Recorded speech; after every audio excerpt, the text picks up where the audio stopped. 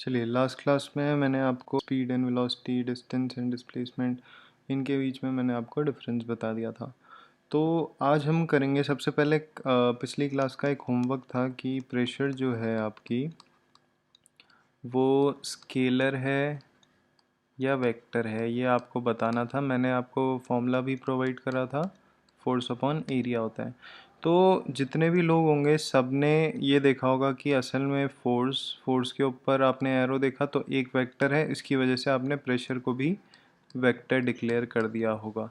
But ऐसा नहीं है, ये प्रेशर एक एक्सेप्शन है, ठीक है, जिसमें आपका ये प्रेशर वेक्टर क्वांटिटी ना होने की बजाय, क्योंकि आपने बिल्कुल सही सोचा, जो मैंने उस टाइम के अकॉर्डिंग पढ़ाया था उसके अकॉर्डिंग अगर आपने वेक्टर करा है तो आपने बिल्कुल सही सोचा। अब बात करते हैं कि असल में ये वेक्टर क्यों नहीं है। ये वेक्टर नहीं है, ये है स्केलर क्वांटिटी,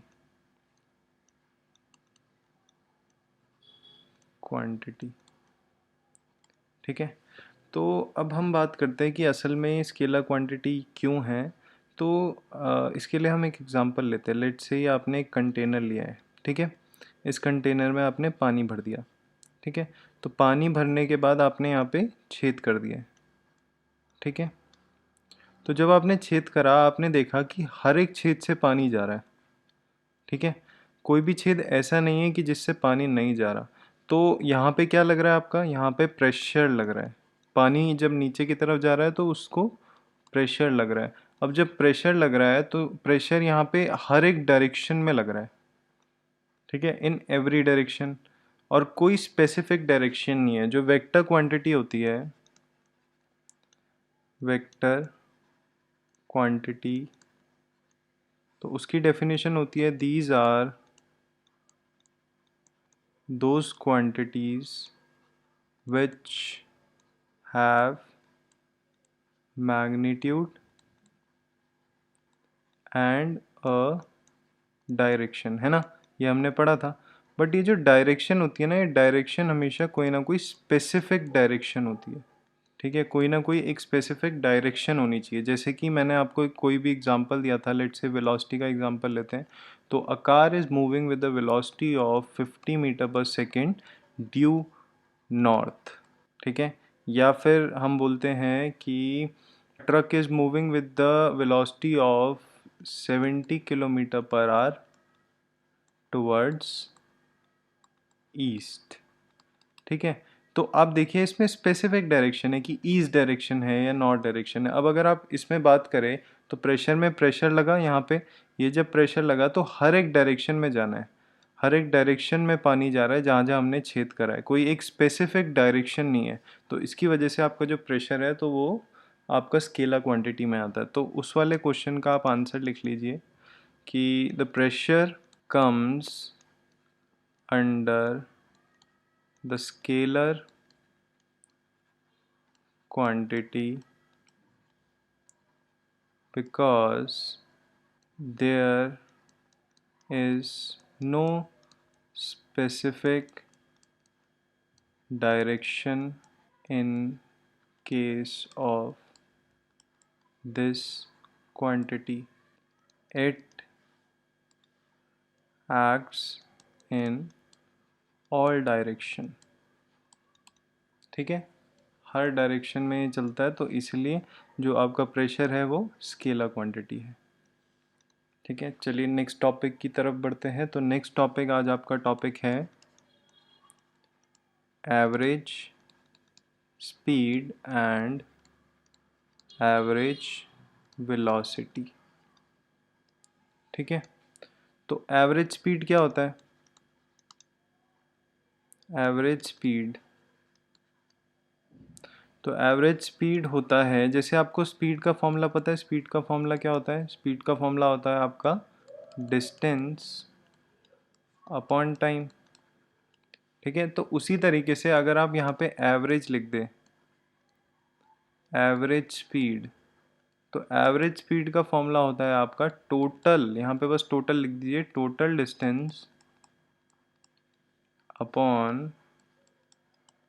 टोटल टाइम, ठीक है, ये आपका फॉर्मूला बन जाता है एवरेज स्पीड का। अच्छा, फॉर्मूले के लिए आप क्या करिए, या तो आप एक छोटी सी पतली सी नोटबुक सी बना लीजिए, नहीं तो आप पीछे लिख लीजिए। जो आपका रजिस्टर होगा उसके पीछे, सबसे पीछे सारे फॉर्मूले चैप्टर वाइज आप लिख सकते हैं, ताकि कि फ्यूचर में अगर आप न्यूमेरिकल प्रैक्टिस करें तो आपको फॉर्मूले देखने में ज़्यादा टाइम वेस्ट ना हो। ठीक है, तो एवरेज स्पीड का आपका ये फॉर्मूला आ गया। अब देखिए, एवरेज स्पीड का ये फॉर्मूला है, तो उससे हम डेफिनेशन निकालते हैं। डेफिनेशन क्या होगी इसकी, यहाँ तक तो ये फॉर्मूले की बात हो गई, तो इसकी डेफिनेशन लिखते हैं। Average speed can be defined as the total distance taken by the body to the total time। ठीक है, तो अब देखिए, अगर आपको फॉर्मूला याद है तो फॉर्मूले के बेसिस पे आप डेफिनेशन भी बना सकते हैं, तो कोई बड़ी चीज़ नहीं है। ठीक है, तो एवरेज स्पीड एक बार समझ लेते हैं। जैसे लेट से आप यहाँ पे थे, ए पॉइंट में थे, आपने कुछ डिस्टेंस चल के आप बी पॉइंट में आए, बी पॉइंट से कुछ डिस्टेंस चल के आप सी पॉइंट में आए, और सी पॉइंट से कुछ डिस्टेंस चल के आप डी पॉइंट में आए। मैंने आपको बताया था कि जब भी हम नाइन्थ में आप डिस्टेंस को किससे रिप्रेजेंट करेंगे, एस से, डी से नहीं करेंगे। तो मैंने लेट से ही आपका डिस्टेंस 1 हो गया, ये आपका डिस्टेंस 2 हो गया, ये आपका डिस्टेंस 3 हो गया। तो जब आप ए टू बी जा रहे थे तो आपको जो टाइम लगा वो टाइम लगा आपको T1। जब आप बी टू सी जा रहे थे तो जो आपको टाइम लगा वो लगा T2। जब आप सी टू डी जा रहे थे तो आपको जो टाइम लगा वो लगा T3। ठीक है, तो एवरेज स्पीड क्या होगी आपकी पूरी जर्नी की, एवरेज स्पीड होगी, आपको फॉर्मूला पता है, total distance upon total time. ठीक है, तो टोटल डिस्टेंस आप देखिए, S2 है और S3 है, तो टोटल डिस्टेंस आप इन तीनों का सम कर दीजिए, S2 प्लस S3, और डिवाइडेड बाय टोटल टाइम आपका हो जाएगा T1 plus T2 plus T3, ये आपका टोटल टाइम। तो ये आपका एवरेज स्पीड आपकी जर्नी की आ गई। अब बात करते हैं एवरेज वेलोसिटी की। एवरेज वेलोसिटी, तो एवरेज वेलोसिटी, आपको वेलोसिटी का फॉर्मूला पता है। वेलोसिटी का क्या फॉर्मूला होता है, क्या होता है, डिस्प्लेसमेंट अपॉन टाइम। ठीक है, ये फॉर्मूला होता है। तो उसी तरीके से एवरेज स्पीड का क्या फॉर्मूला बन जाएगा, एवरेज वेलोसिटी का, सॉरी, तो एवरेज वेलोसिटी का फॉर्मूला बनेगा टोटल डिस्प्लेसमेंट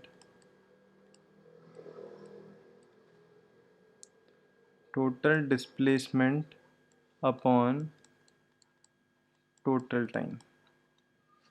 ठीक है, तो एवरेज वेलोसिटी का क्या फॉर्मूला बन गया, टोटल डिस्प्लेसमेंट। अब देखिए, टोटल हम यहाँ नहीं लिखते हैं, जैसे यहाँ पे टोटल डिस्टेंस लिखा था, डिस्प्लेसमेंट के साथ कभी टोटल यूज़ नहीं होगा, तो हमेशा हम लिखेंगे net displacement to the total time. Net का मतलब टोटल ही है, बट आप डिस्प्लेसमेंट के साथ कभी टोटल नहीं लिखते हैं। ठीक है, तो एक फॉर्मूला एवरेज वेलोसिटी का ये हो गया, और एक फॉर्मूला एवरेज वेलोसिटी का होता है, जैसे कि आपने जो पढ़ा होगा अपने स्टैटिस्टिक्स में, कि जब आप यूज़ करते हैं किसी भी चीज़ का एवरेज, यानी कि मीन जब निकालते हैं। ठीक है, तो जब आप मीन निकालते हैं, लेट से मैंने आपको quantities they the x1, x2 and x3। अगर आपको इनका मीन निकालना है तो मीन आप कैसे निकालेंगे, इन तीनों को प्लस कर देंगे, x1 plus x2 plus x3 divided by total 1 2 3, तो डिवाइडेड बाय 3, है ना। तो मीन आप ऐसे निकालते हैं। तो मीन जो है, एवरेज का मतलब मीन ही है। तो एवरेज वेलोसिटी का आपका फॉर्मूला यहाँ से निकलता है sum of velocities to the total number of velocities। ठीक है, अब देखिए, जैसे कि एक एग्जांपल ले लेते हैं कि एक ट्रक चल रहा है। एक ट्रक ए से बी जब गया तो उसकी वेलोसिटी थी v1। ठीक है, जब वो बी से, वेलोसिटी को हम ऐसे रिप्रेजेंट करते हैं ऊपर से बाहर, तो जब वो बी टू सी गया, ठीक है, तो उसकी वेलोसिटी थी, लेट से v2। ठीक है, तो यहाँ पे गया वो। अब अगर हम उसकी एवरेज वेलोसिटी निकालना चाहें, जब आपको डिस्प्लेसमेंट दिया ही नहीं है, इसमें कुछ दिया ही मेंशन नहीं है, बस आपको दो वेलोसिटी दे रखी है, तब आप कौन सा फॉर्मूला यूज़ करेंगे? सेकंड वाला। तो ये आपका सेकंड वाला फॉर्मूला है, ठीक है। तो इस फॉर्मूले के लिए एवरेज वेलोसिटी आपकी क्या आएगी? सम ऑफ वेलोसिटीज़, दो वेलोसिटीज़ हैं तो v1 plus v2 divided by total number, कितनी वेलोसिटी है? 1 2, तो डिवाइडेड बाय टोटल 2 आ गया, ठीक है। समझ आया एवरेज वेलोसिटीज़, ठीक है। तो अब एवरेज वेलोसिटी है, तो एवरेज वेलोसिटी को हम रिप्रेजेंट कैसे करते हैं? देखिए, जैसे v है, यहाँ पे आपने av लिख दिया, av स्टैंड्स फॉर एवरेज, और वेलोसिटी के लिए ऊपर सिंबल। और वहीं अगर एवरेज स्पीड की बात करें तो एवरेज स्पीड को कैसे रिप्रेजेंट करते हैं हम? v और नीचे av, ठीक है। ऐसे रिप्रेजेंटेशन होती है आपकी।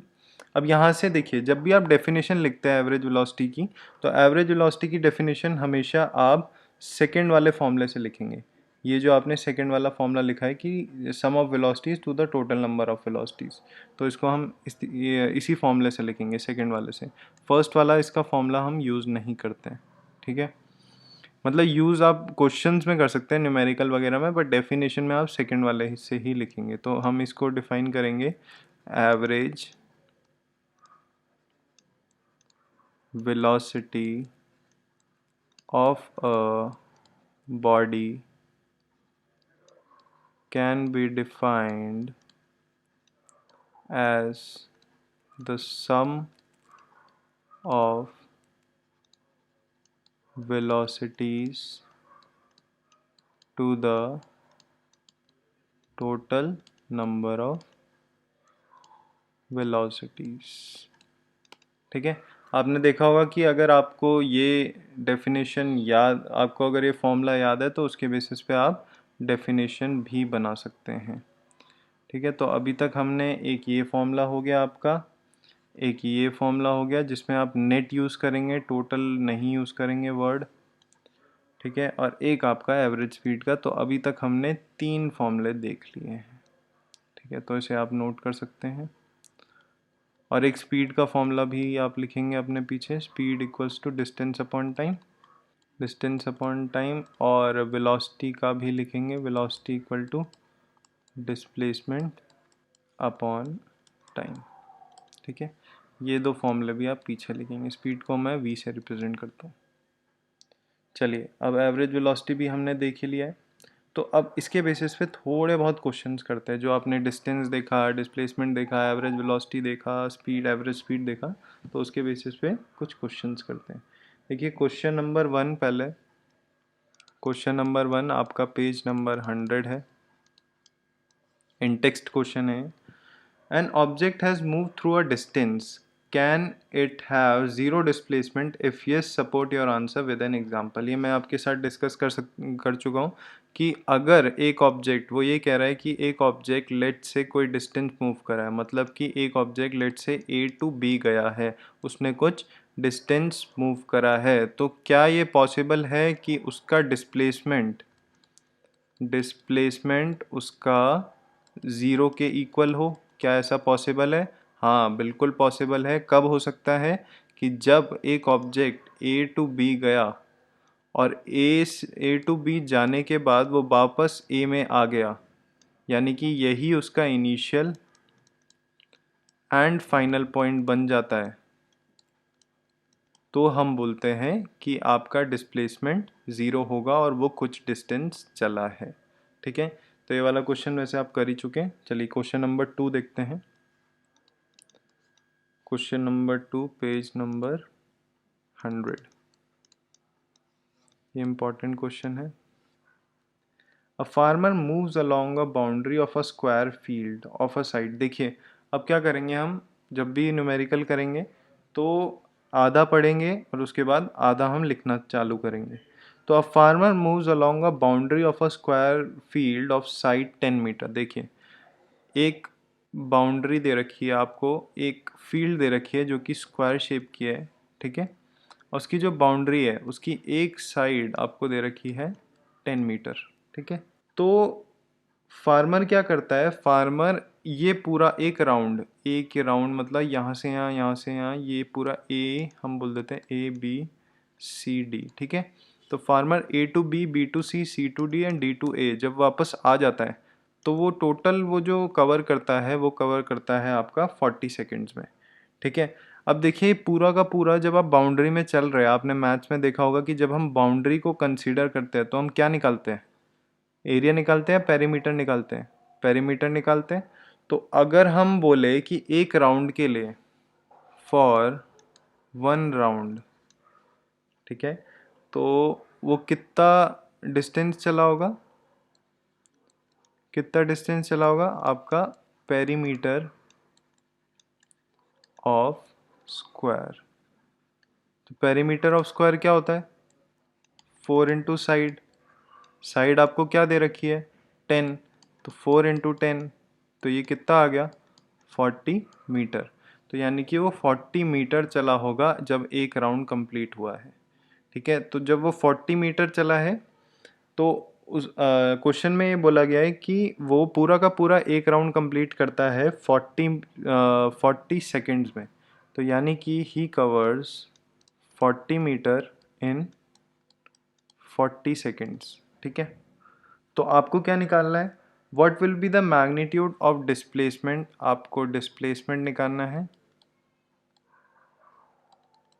ठीक है,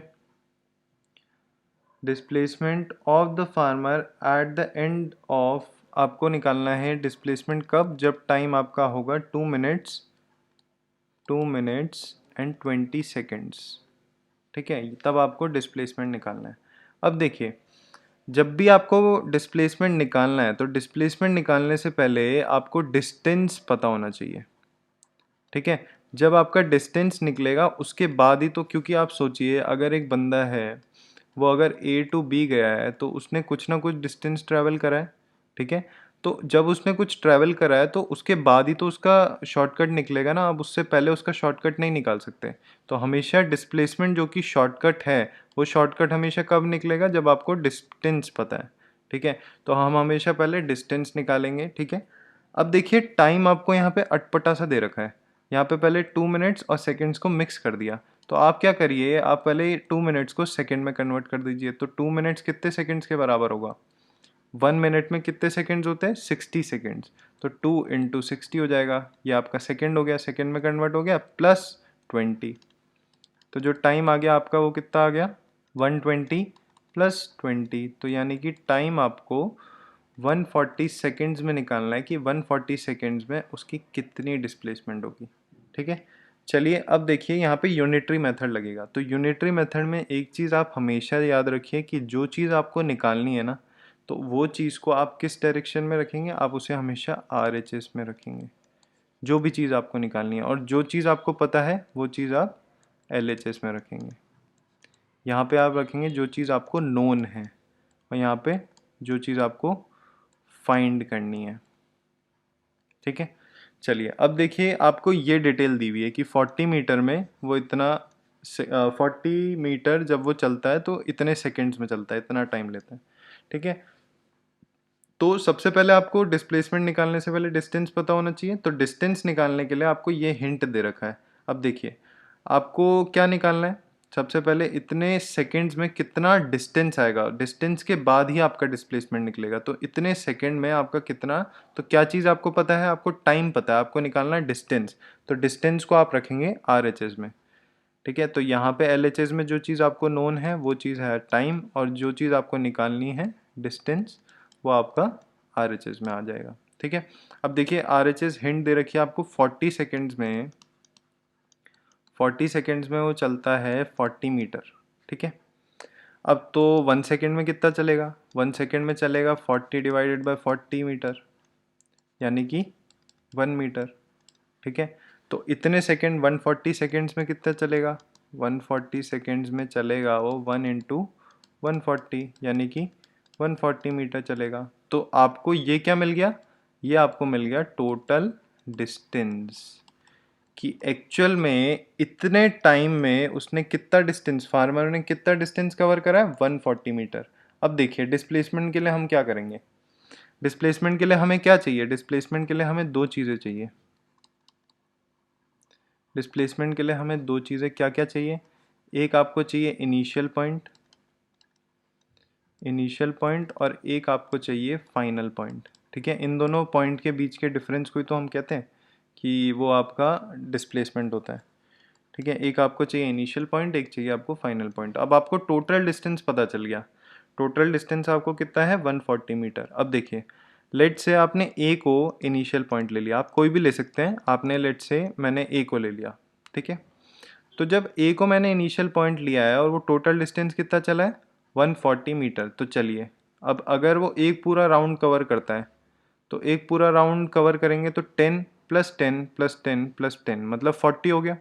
ठीक है, तो 40 मीटर चल लिया, तो 140 चला, अभी तो बहुत चलना है, तो 140 के बाद एक और चलता है, तो एक और चला तो कितना हो गया, 40 इंटू 2 यानी कि 80 मीटर। फिर एक और चला तो 40 इंटू 3 यानी कि 120 मीटर। फिर एक और चला तो 40 इंटू 4 यानी कि 160 मीटर। अब देखिए 160 बहुत ज़्यादा हो गया, वो 140 चला है, तो 160 माइनस 10 करिए, ये पूरा 10 का है, तो माइनस 10 आपने करा तो ये कितना यहाँ पे मतलब कितना चला होगा, 150 मीटर।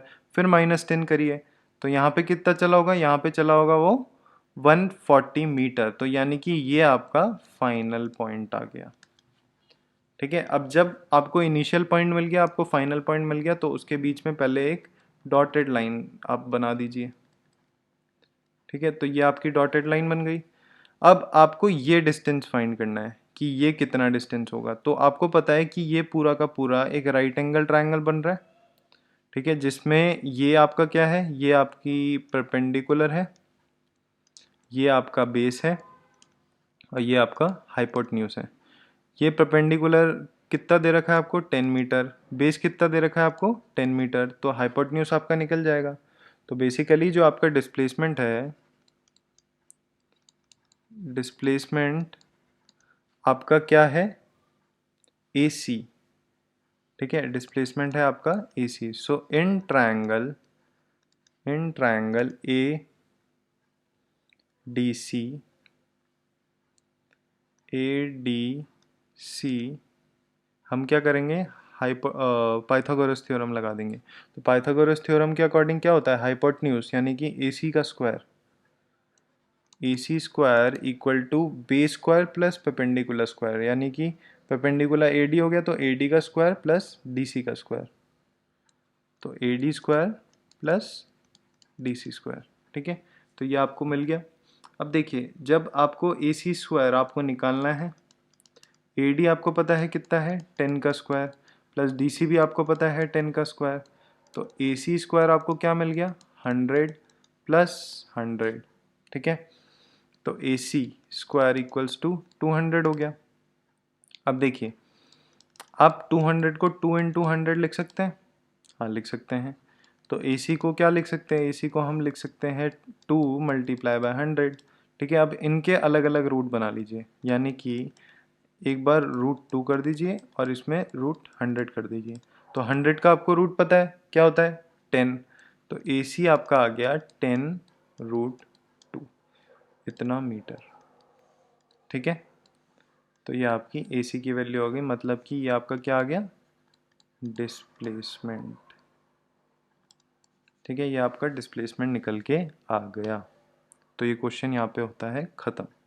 चलिए नेक्स्ट क्वेश्चन की तरफ देखते हैं। क्वेश्चन नंबर 3 भी मैंने करा रखा है आपको। ठीक है, ये भी आपको पता ही होगा, बस इसमें ट्रू और फॉल्स बताना है। तो which of the following is true for the displacement, it can not be zero. बोल रहा है इट कैन नॉट बी, मतलब इट को आप रिप्लेस कर दीजिए displacement, displacement can not be zero, ऐसे ये ट्रू है या फॉल्स है, डिस्प्लेसमेंट कैन बी जीरो तो इसलिए ये फॉल्स हो गया। फिर इट्स को रिप्लेस कर दीजिए डिस्प्लेसमेंट से, तो displacement magnitude is greater than the distance travelled by the object. तो वो कह रहा है कि आपका जो डिस्प्लेसमेंट का मैग्नीट्यूड होता है वो ग्रेटर होता है डिस्टेंस के मैग्नीट्यूड से। तो ऐसा पॉसिबल है क्या, नहीं, इक्वल हो सकता है बट ग्रेटर नहीं हो सकता, क्योंकि आपको पता है डिस्प्लेसमेंट क्या होता है आपका, एक तरीके से शॉर्टकट होता है, तो इसलिए ग्रेटर नहीं हो सकता, इक्वल हो सकता है और हमेशा स्मॉलर होगा, यानी कि जो असल में, तो इसलिए ये भी फॉल्स हो गया। तो इक्वेशन जो आपकी बनती है वो बनेगी, डिस्प्लेसमेंट जो आपका होता है, displacement is less than equal to distance. तो ये आपकी रियल इक्वेशन है। कि जिसमें डिस्प्लेसमेंट आपका उससे छोटा होगा, नहीं तो उसके इक्वल होगा, उससे कभी भी बड़ा नहीं होगा। ठीक है, चलिए नेक्स्ट क्वेश्चन की तरफ बढ़ते हैं। तो आप इन टेक्स्ट क्वेश्चन में आ जाइए 102 पे, जो ब्लू वाले क्वेश्चन है। तो ब्लू वाले क्वेश्चन में first question, distinguish between speed and velocity, ये मैं लिखवा चुका हूँ। ठीक है, तो उसको याद कर लीजिएगा। फिर what conditions the magnitude of a average speed of a object is equal to the average velocity. मतलब क्वेश्चन 2 कह रहा है आपका, क्वेश्चन 2 पेज नंबर 102, वो कह रहा है क्या कंडीशन होगी जब आपका एवरेज स्पीड एवरेज वेलोसिटी के इक्वल होगा। कब हो सकता है ये दोनों इक्वल? ये तब इक्वल होगा जब आपका स्पीड, मतलब देखिए एवरेज वेलोसिटी का फॉर्मूला देखते हैं। एवरेज वेलोसिटी का फॉर्मूला आपको पता है क्या होता है? Net displacement upon total time, total time. ठीक है, और अगर हम बात करें एवरेज स्पीड की, तो एवरेज स्पीड का क्या फॉर्मूला होता है? Total distance upon total time.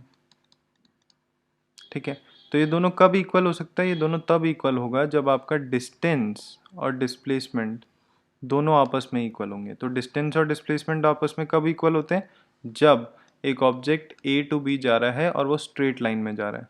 ठीक है, when an object covers the distance in a straight line then the distance and the displacement are equal. ठीक है, तो एवरेज स्पीड और एवरेज वेलोसिटी भी तभी इक्वल होंगे when the object travels in a straight line. ठीक है, चलिए क्वेश्चन 2 भी हो गया आपका। Question 3, what does the odometer of a automobile measure? Question number 3 page number 102। जो क्वेश्चन नंबर 3 है वो कह रहा है ओडोमीटर, ये आपका गाड़ी में लगा होता है, ये क्या मेजर करता है? तो ओडोमीटर मेजर्स, ये मेजर करता है आपका डिस्टेंस, कि आपकी गाड़ी कितना डिस्टेंस चली है। और स्पीडोमीटर क्या करता है? स्पीडोमीटर नाम से ही सजेस्ट कर रहा है क्या करेगा? मेजर्स स्पीड को मेजर करता है। ठीक है, चलिए क्वेश्चन 4 तभी आपको नहीं करना, और क्वेश्चन 5 आपको करना ही नहीं है, उसमें कट मार दीजिए। Question number example number 8.2। Okay, example number 8.2 take up करते हैं। Example 8.2 page number 102। क्या कह रहा है? कहता है the odometer of a car reads इतना kilometre at the start of the trip. Okay, तो ओडोमीटर आपको पता है, ओडोमीटर क्या मेजर करता है? ओडोमीटर आपको मेजर करके क्या देता है? डिस्टेंस देता है। ठीक है, तो वो कह रहा है कि starting of the trip, starting of the trip starting of the trip जो ओडोमीटर था वो रीडिंग दिखा रहा था आपको 2000 किलोमीटर। ठीक है, मतलब कि वो असल में एक्चुअली ज़ीरो पे सेट नहीं था। ठीक है, फिर at the start of the trip, जब trip start of the trip में 2000 किलोमीटर दिखा रहा था, end 2400 kilometre at the end of the trip, और एंड ऑफ द ट्रिप उसने डिस्टेंस दिखाया 2400 किलोमीटर। तो टोटल डिस्टेंस क्या आप मुझे निकाल के दे सकते हैं? तो टोटल डिस्टेंस होगा फाइनल माइनस इनिशियल, यानी कि जो एंड ऑफ द ट्रिप में था, यानी कि 2400 माइनस 2000। ठीक है, ये आपका आ गया टोटल डिस्टेंस, यानी कि 400 किलोमीटर गाड़ी चली है। तो देखिए ये असल में ऐसे हमने क्यों करा, क्योंकि आप हमेशा, आपको शायद पता नहीं है, आप स्टार्टिंग से अगर आप ज़ीरो भी लेते हैं ना, तो ज़ीरो से लेट से वो चला, अगर यहाँ पे स्टार्टिंग ऑफ द ट्रिप वो ज़ीरो दिखा रहा होता, कि स्टार्टिंग ऑफ द ट्रिप में ओडोमीटर जो रीडिंग आपको दे रहा है वो 0 किलोमीटर है, और जब वो चला तो वो जो रीडिंग दे रहा है वो रीडिंग है आपके पास 200, लेट से 200 किलोमीटर है। तो आप क्या बोलते, कितना डिस्टेंस चला है? 200 किलोमीटर। कैसे? क्योंकि फाइनल माइनस इनिशियल, मतलब 200 माइनस ज़ीरो करते तो जाके आपका 200 आता है। ठीक है, तो ये चीज़ आपको पता होनी चाहिए कि हमेशा आप जो भी चीज़ आपको दी है उसका फाइनल माइनस इनिशियल करेंगे तो आपको टोटल निकल के आ जाएगा। ठीक है, तो टोटल डिस्टेंस आपको मिल गया। अब आपको क्या calculate, if the total trip took, आपकी जो टोटल ट्रिप है उसमें टाइम लगा 8 आवर्स, ठीक है, 8 आवर्स का टाइम लगा। तो आपको क्या करना है, एवरेज स्पीड फाइंड करनी है। तो एवरेज स्पीड का आपको फॉर्मूला पता है क्या होता है, total distance upon total time, ठीक है। तो टोटल डिस्टेंस अभी आपने निकाला, क्या निकाला, 400, और टोटल टाइम कितना है, 8। अब देखिए इसमें एक चीज़ आप ध्यान दीजिए, यहाँ पे किलोमीटर में है और यहाँ पे आर में है, तो मैंने डायरेक्टली लिख दिया। अगर ये मीटर में होता, अगर ये 400 मीटर होता तो मुझे इसे सेकेंड्स में चेंज करना पड़ता, ठीक है। तो ये चीज़ ध्यान रखिएगा कि अगर ये आपका किलोमीटर में है तो ये आर में होना चाहिए, और अगर ये मीटर में है तो ये सेकंड में होना चाहिए, ठीक है। ये चीज़ आप ध्यान रखिएगा। चलिए, तो ये आया, तो इसको जब आप काटेंगे तो 8 5 ज़ा 40, तो ये 50 आपका आंसर आ गया, 50 किलोमीटर पर आवर। ये आपका डिस्टेंस निकल के, एवरेज स्पीड निकल के आ गई, ठीक है। तो ये एवरेज स्पीड आपका किलोमीटर पर आवर में आई है। आपको इसको मीटर पर सेकंड, देखिए अब मीटर पर सेकंड में चेंज करना है।